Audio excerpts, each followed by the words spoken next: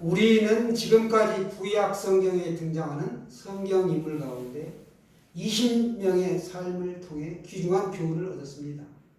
마침 올해가 2020년이기도 하고요.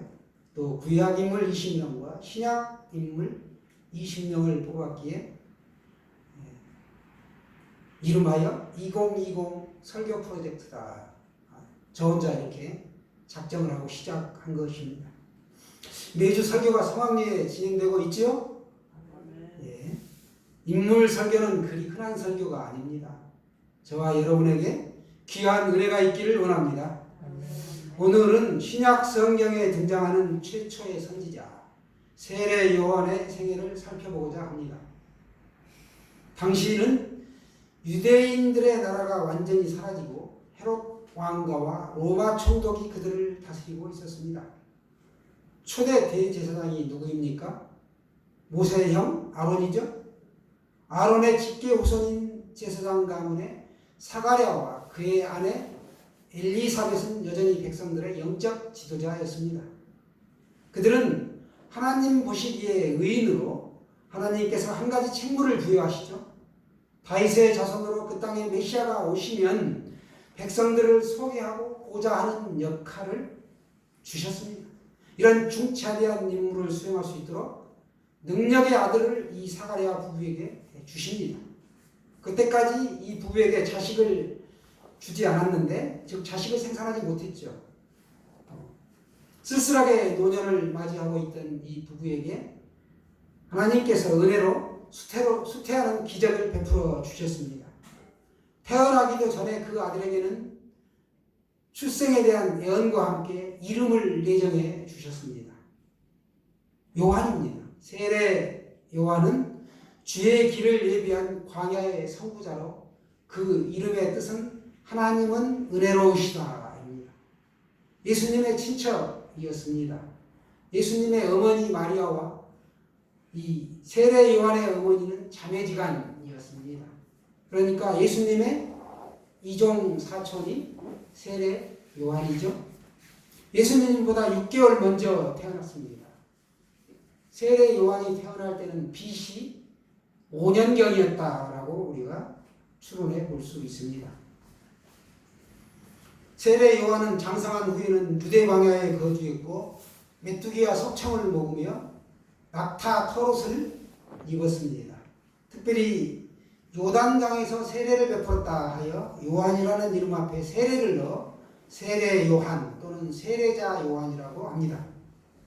요한의 사명은 이스라엘 자손을 하나님께로 돌아오게 하는 선지자의 사명이었습니다. 유대인들은 이 아기의 이름을 지을 때 조상들의 이름을 따서 짓는 경우가 참 많았습니다. 그래서 같은 이름을 가진 사람이 많은데 이렇게 같은 이름을 가진 사람들이 많을 경우에 그들을 구분하기 위해 이름 앞에 다른 수식어를 붙이곤 하였습니다. 우리 주변에서 보면 철수라는 이름이 굉장히 흔하죠. 키 큰 철수, 키 작은 철수, 철수 1, 철수 2 이렇게 하여 우리가 구분하듯이 성경에도 수많은 요한이 등장합니다. 그 중에 세 사람을 특별히 우리가 보자면 요단강에서 세례를 주던 요한을 세례 요한이라 이렇게 언급하고 있고요. 또 예수님의 제자인 요한이 있는데 이 요한은 사도 요한이다 라고 불려지고 있습니다. 또 베드로의 아버지도 이름이 요한인데 같은 사람들이죠. 그래서 동명이인입니다. 같은 사람이 아닌 동명이인이라는 것이죠. 구약의 마지막 선지자 말라기 이후에 약 430년 동안 하나님이 말씀을 하시지 않으십니다. 그래서 이 시기를 우리가 암흑기다라고 하는데 이 암흑기를 거쳐서 신약 성경 최초로 등장하는 선지자가 바로 세례 요한이라는 것이죠. 하나님의 말씀이 그에게 임하여 이제 사역이 시작됩니다. 말씀은 알파와 오메가 모든 것의 시작이 되고 끝이 되는 것이죠. 집사님 나가보세요. 실제로 그에게 역사하신 네마의 말씀입니다. 모든 시작과 끝은 하나님의 말씀입니다. 세례 요한은 다시 오는 엘리야 어서 오세요. 환영합니다. 예. 메시아이신 예수 그리스도를 이 세상에 소개하는 길잡이 역할을 하였습니다. 그는 주의 길을 걷게 하라고 또 광야에서 외치는 자의 소리가 되어 임무를 완수하고서 이내 사라지게 되는 소리와 그림자의 역할에 만족했습니다. 세례 요한은 요단강에서 예수님에게 세례를 베풀 때 이렇게 말합니다. 그가 하나님의 아들이다. 또 메시아이다. 이렇게 주장합니다. 그는 예수님을 세상 짐을 지고 가는 하나님의 어린 양이다. 또 하나님의 아들이라는 것을 증거하였고 나는 물로 세례를 주지만 예수님은 성령과 불로써 세례를 주실 분이다. 그분은 메시아이다라고 증거하게 되었습니다. 세례 요한은 예수님으로부터 두 가지 평가를 받습니다. 하나는 여자가 낳은 자 중에 이보다 더 큰 자가 없다라는 것입니다. 세례, 여기 계신 여러분들 세례 다 받으셨죠? 네. 세례라는 뜻은 씻음, 물로 씻는다, 씻음, 또 인증, 교인이 되는 인증이죠. 입교인. 예, 세례를 받음으로 교회의 일원이 됩니다. 또 기름 부음에 그런 뜻이 있습니다. 세례할 때 그 주의 종이 하는 말이 있죠. 주 예수를 믿는 누구누구에게 성부와 성자와 성령의 이름으로 세례를 주노라 이렇게 하는 걸 보셨을 거예요. 또 세례를 받으시면서 이렇게 하는 것을 경험하셨을 것입니다. 머리에 뿌리는 물을 뿌리는 내식인데 그리스도와 함께 죄에 대하여 죽고 예수 그리스도로 말미암아 새 생명으로 내가 다시 태어난다. 즉 그리스도와 연합을 상징하는 의미라는 것입니다. 그런 의식이에요. 이처럼 물로 씻음으로 내가 새롭게 태어난다는 생각을 구약에서도 가지고 있었습니다. 그래서 구약 성경을 보면 대표적인 사건들이 나오는데 노아의 대홍수 사건이 물에 잠기죠. 세례라고 볼 수 있습니다. 또 출애굽한 이스라엘 백성들이 광야에서 애굽의 군대, 바로의 군대에 쫓길 때 홍해를 앞에 두고 모세가 기도할 때 홍해의 물이 갈라지죠. 지팡이를 내어밀 때 갈라지면서 수직벽이 생깁니다. 그래서 마른 땅같이 그 강을 건너는 기적을 체험하는데 이 홍해를 건너는 사건도 바로 이 세례다라고 볼 수 있습니다. 그리고 이스라엘 택한 민족들이 태어나면 어떻게 있죠? 8일 만에 할례를 받죠. 이 할례 의식에서도 우리가 세례라는 의미를 찾아볼 수가 있다는 것이죠. 이처럼 이 세례자 요한은 여자가 낳은 자 중에 이보다 더 큰 자가 없다. 큰 이가 일어남이 없도다. 마태복음 11장 11절 전반부에 보시면 그렇게 표현이 되었는데 그는 의로운 사람이었습니다. 그렇기 때문에 분봉왕 헤롯이 자기의 동생 빌립을 죽이고 그의 아내 헤로디아를 자기의 아내로 가로채어 아내로 삼는 잘못을 범합니다. 세례 요한이 면전에서 질책을 하죠. 그거로 말미암아 그가 옥에 갇히고 마침내는 이 목배임을 당하게 됩니다. 순교한 것입니다. 아무나 할 수 있는 일이 아니죠. 순교도 어렵지만 때로 우리가 이 땅에서 살다 보면 이 험난한 인생길에서 정말 힘들고 고통 가운데 어려울 때 굉장히 지루하고 긴 시간으로 느껴지고 그 고통이 크게 느껴지기 때문에 차라리 순교하고 싶다 그런 생각이 들 때가 있죠. 순교는 잠깐이지만 우리의 삶은 이 세상에 살 때 때로 고통이 찾아옵니다. 그러나 우리가 말씀으로 극복해야 되는 것이죠. 오늘 세례자 요한은 이 사회 정의 구현을 위해 당당하게 권력 앞에 외쳤던 것입니다.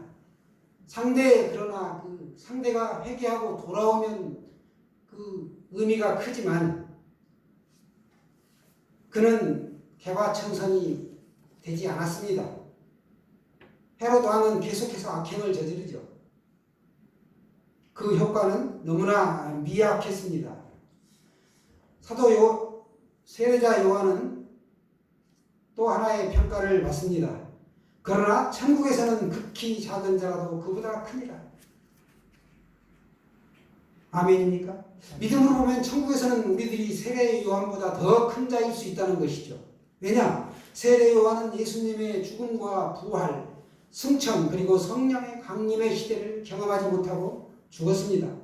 그렇게 그는 부활신앙을 확실히 얻지 못한 채 순교하여 천국에 들어갔습니다. 그러나 천국에서는 지극히 작은 자라는 것입니다. 그리스도의 죽음과 부활 승천을 우리는 이미 보고 그 믿음을 간직한 자라는 것이죠. 그 때를 보지 못하고 일찍 눈을 감았던 세례 요한보다 더 강력한 믿음을 가지고 우리가 예수님의 제자로 이 땅에 살아가면서 복음을 증거하고 예수님의 사역자로 사명을 감당할 수 있다는 것입니다. 그래서 천국에서는 우리가 세례 요한보다도 큰 자일 수 있습니다. 세례 요한은 구약의 선지자와 신약의 예수님의 제자 사이에 그 중간에 위치하면서 예수님이 이 땅에 오시는 것이 인류에게 얼마나 큰 복인가 이걸 자신의 삶을 통해 증거해 주고 계십니다. 그는 진실된 회개의 세례를 전파했던 것이죠. 이 세례 요한으로부터 세례 의식의 출발점이 되었습니다. 구약의 수많은 인물들이 하나님께 돌아오라고 여호와 하나님께 돌아오라고 외칩니다. 복음을 증거하고. 그러나 그들은 미미했습니다. 그러니까 어떤 의미에서는 세례 요한만큼 대대적인 회개 운동이 이루어지지 않았다는 것이죠. 세례 요한이 외친 게 뭐였습니까? 회개하라 천국이 가까이 왔느니라. 예수님도 사역을 시작할 때 회개하라 천국이 가까이 왔느니라. 이 표본을 먼저 보여주신 것입니다. SNF의 공동체가 쿰란 공동체인데 이 세례 요한도 일정 부분 그쪽에서 몸담았다라고 후세의 사가들은 말하고 있습니다. 광야에서 생활하는 이 쿰란 공동체의 사람들은 경건주의자들입니다. 영지주의자, 영적으로 굉장히 경건하게 살았습니다. 광야에서 빈들에서 홀로 있다 보면 굉장히 고독하고 외롭죠. 거기서 영적으로 하나님과 깊은 만남을 갖고 교제를 하였던 것이죠. 오늘 누가는 이사야 40장 3절의 말씀에 근거하여 광야에서 율법을 계속적으로 연구한 이들이 주의 길을 예비한다 라고 믿었습니다. 하나님은 세례 요한을 통하여 메시아의 오심을 위해 백성들을 준비시키고 그를 맞을 채비를 갖추도록 하였습니다. 그러니까 주의 오심을 예비하고 평탄하게 하기 위해 제거되어야 할 것이 있는데 바로 하나님과 우리 사이에 가로막힌 장벽이 있다. 바로 그게 죄다라는 것입니다. 왕이 행차하려면 먼저 왕의 사자가 길을 예비하고 평탄하게 하듯이 세례 요한은 그리스도의 오심을 위해 모든 사람들의 마음을 돌이켜 회개하게 하고 그를 맞이할 수 있도록 준비시켜야 했던 것이죠. 오늘날에도 대통령이 어디 가려면 경호원들이 다 모든 정리 작업을 하죠. 똑같습니다. 그리고 왕이 짜잔 하고 나타나는 것이죠. 험한 것은 모든 종류의 악이 모여 있는 것이고 결국 인간의 죄된 심성인 교만과 거짓, 불의와 불신 등을 회개하고 정의롭고 순결한 심성으로 우리가 구속의 메시아를 맞이해야 함을 말씀하고 있습니다. 또한 모든 육체가 하나님의 구원을 본다. 이것은 유대인만이 아니라 세계 만민이 마지막 날에 큰 구원을 본다는 것입니다. 마틴 루터는 가장 진정한 회개는 이전의 죄를 다시는 되풀이하지 않는 것이다 라고 했습니다. 요한은 자신을 철저하게 낮춘 사람입니다. 백성들 앞에서 자신을 낮추고 예수님을 높였습니다. 나는 그분의 신발끈을 풀기도 힘들다. 나는 물로 세례를 주지만 예수님은 불과 성령으로 세례를 베푸실 분이다. 나는 쇠하여야겠고 예수님은 흥하여야겠다. 그러며 여기 계신 이분이 메시아다 그리스도다라고 소개했고 더불어서 세상 죄를 지고 가는 하나님의 어린 양이다 라고 예수 그리스도를 백성들에게 소개한 분이 바로 세례 요한이었습니다. 신앙은 자신을 낮추고 예수님을 높여드리는 것이죠. 오늘 본문 말씀을 통하여 말씀을 정리해 보겠습니다. 이스라엘 백성들은 바벨론에서 70년 동안 포로 생활을 하다가 돌아오게 되는데, 이 장면을 이사야 선지자가 감동적으로 묘사한 대목이 바로 오늘 본문의 말씀드립니다. 돌아오는 백성들을 맞이할 준비를 하라는 것이죠. 이스라엘의 광야에 가보면 우리가 알고 있는 어떤 평범한 이런 사막이 아니라 구릉진 산과 언덕들이 상당히 많다고 합니다. 길을 가기가 굉장히 불편하다는 것이죠. 그래서 골짜기가 메워져야 되고 산들이 낮아져야 되는데 울퉁불퉁한 이런 험한 길이 평탄해져야 백성들이 고향 땅으로 속히 돌아올 수 있다는 것입니다. 의사인 누가가 오늘 이 사도 세례 요한의 사역을 언급하면서 이사야 40장의 말씀을 특별히 인용하였습니다. 모든 육체가 하나님의 구원을 본다. 모든 사람이 구원을 얻는다. 이게 이사야의 예언인데 이 예언이 지금 이루어진다는 거예요. 그 소식을 알리는 사람이 바로 앞서서 세례 요한이죠. 모든 육체가 구원을 얻도록 해주시는 분, 그분이 바로 너희들 눈앞에 서 계신다. 그걸 급히 알리는 사람, 이 사람이 바로 세례 요한입니다. 그러나 요한은 모든 사람을 구원하는 메시아가 아니라 메시아가 온다는 것을 알리는 사람에 불과하다.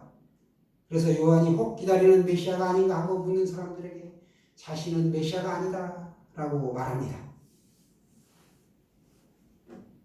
우리가 길을 가다 보면 가끔 익산시청이 어딘가요? 또 익산역으로 가려면 어떻게 해야 됩니까? 라고 묻는 사람들을 만나죠. 그럴 때 우리가 손가락으로 가리킵니다. 저 건물 보이시죠?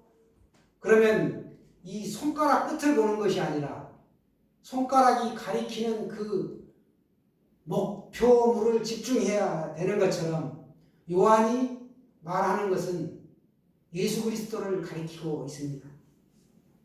또 사극 보면 물러가라 하면서 병판대감 나가시다 그러시죠. 거의 물러가라 막 그럽니다. 그러면 뭐 다 길에 쫙 부복하고 엎드리고 피키 쫙 갈라지죠, 사람들이. 그리고 이제 그 대감이 행차하시는 것처럼 세례자 요한이 외치고 나서 예수님이 짜잔 하고 등장하는 것이죠. 6개월 먼저 이 땅에 오셔서 세례 요한의 사역이 시작되고 그 이후에 예수님의 사역이 또 30세의 공생애가 시작되는 것이었습니다. 우리는 성경을 통하여 그게 사실이었다. 예수님이 이 땅에 오신 것은 우리가 오늘날 이렇게 예수 믿고 이 자리에 와서 복음을 듣고 세상 사람들은 분주한 가운데 있지만 우리는 이 자리에서 축복의 말씀을 듣고 또 예수 그리스도를 사모하는 가운데 우리가 정말 이 땅에서 나에게만 주신 하나님의 소명이 분명히 있는데 그 소명을 내가 여하히 감당할 것인가, 새롭게 다짐하고 결단하고 나에게 아픈 심령이 있으면 이 시간에 치료받고 회복되고 또 세상에 나가서 힘차게 살 수 있도록 오늘 말씀으로 위로받고 그런 귀한 시간을 갖는 것입니다. 이 인물 설교 한 번 하면 더 이상 하기가 쉽지 않습니다. 오늘 세례 요한이 예수님의 이 초림을 준비한 것처럼 우리 모두는 주님의 재림을 맞기 위해 우리 자신의 믿음을 한번 돌아보고 구원에 합당한 믿음의 삶을 우리가 살아가야 합니다. 저와 여러분의 삶이 세례 요한처럼 예수님의 영광을 위한 귀한 삶이 되기를 축원합니다. 아멘.